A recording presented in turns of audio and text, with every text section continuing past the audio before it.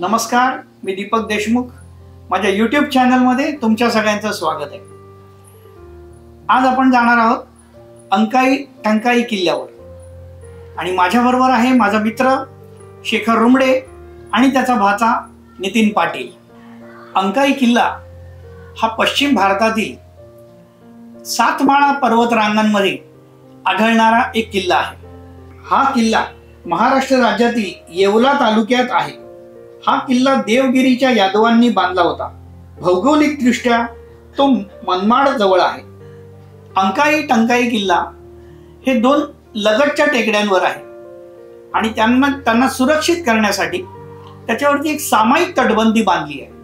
हा किल्ला मुंबईपासून 270 किलोमीटरवर आहे. पुण्यापासून तो 260 किलोमीटरवर आहे.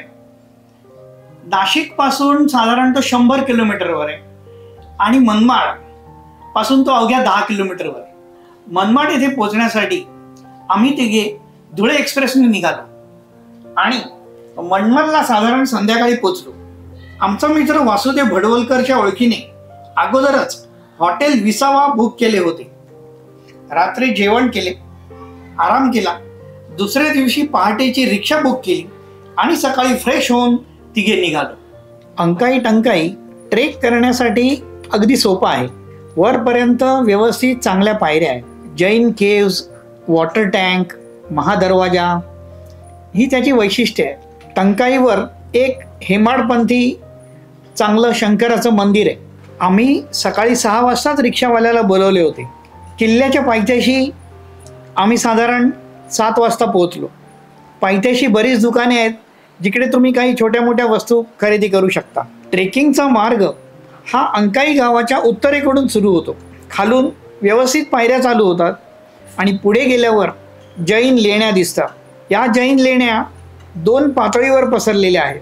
खालच्या पातळीवर 2 गुहा आहेत, पण त्यापैकी कुठच्याही गुहेत मूर्ती नाहीत. वरच्या पातळीवर 5 गुहा आहेत ज्यात महावीरांच्या मूर्ती चांगल्या स्थितीत आहेत. रात्रीच्या वेळी तोडफोड होऊ नये म्हणून त्या कुलूप आणि चावीने सुरक्षित केल्या जातात. मुख्य गुहेत यक्ष, इंद्रायणी, कमळ आणि भगवान महावीर यांचे कोरीव काम आहे. किल्ल्याच्या पायथ्याशी असलेल्या फलकावर अंकाईची निर्मिती सुमारे 1000 वर्षापूर्वी झाल्याचे चित्र आहे. हा किल्ला देवगिरीच्या यादवांनी बांधला होता. शहाजहानचा सेनापती खान खानन याच्या नेतृत्वाखाली मुघलांनी 1635 मध्ये किल्ल्याच्या सेनापतीला लाच देऊन हा किल्ला जिंकला.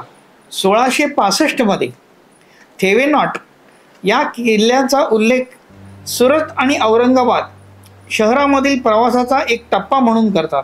हा किल्ला शेवटी मुघलांनी ताब्यात घेतला. 1752 मध्ये भालकीच्या तहानंतर हा किल्ला मराठी साम्राज्यांच्या ताब्यात आला. त्यानंतर 1818 मध्ये तो ब्रिटिशांनी ताब्यात घेतला.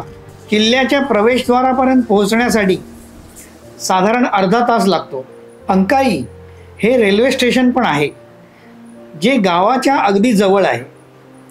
मनमाड निजामाबाद मार्गावरून जाणाऱ्या गाड्या या रेल्वे स्टेशनवर थांबतात. महादरवाजा लगतच मनमाड दरवाजा आहे. हा दरवाजा मनमाड शहरासमोरील उत्तरेकडील बाजूला आहे. अंकाई किल्ल्याच्या वरच्या पठाराच्या प्रवेशद्वाराजवळ ब्राह्मणी हिंदू लेण्या आहेत.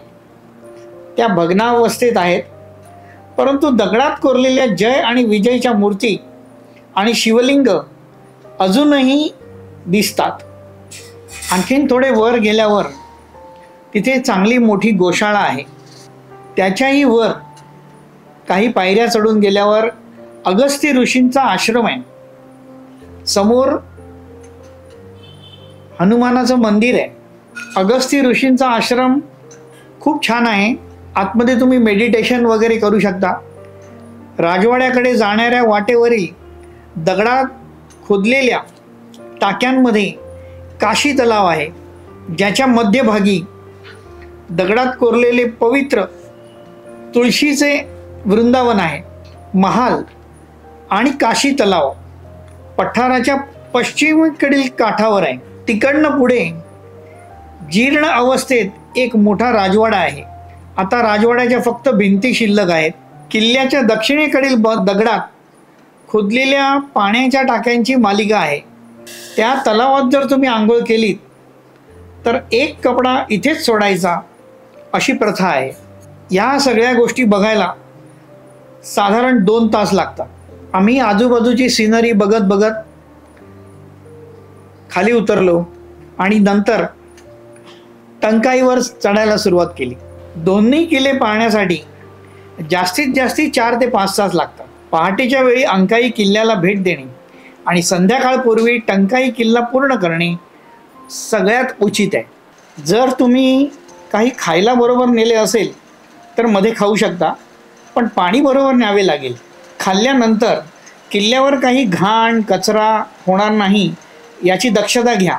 पाण्याच्या रिकाम्या बाटल्या, प्लास्टिक पिशव्या खालपर्यंत आणा आणि व्यवस्थित कचराकुंडीत टाका. टंकाई साधारण 3200 फूट उंच आहे समुद्रसपाटीपासून. टंकाईवर पाहण्यासारखं तसं काही नाही, फक्त एक हेमाडपंथी छानसं छोटंसं पडलेलं असं शंकराचं मंदिर आहे. थोडी विश्रांती घेऊन आम्ही हळूहळू खाली चालायला सुरुवात केली. आमचं हे सगळं 4 वाजेपर्यंत आटपलं.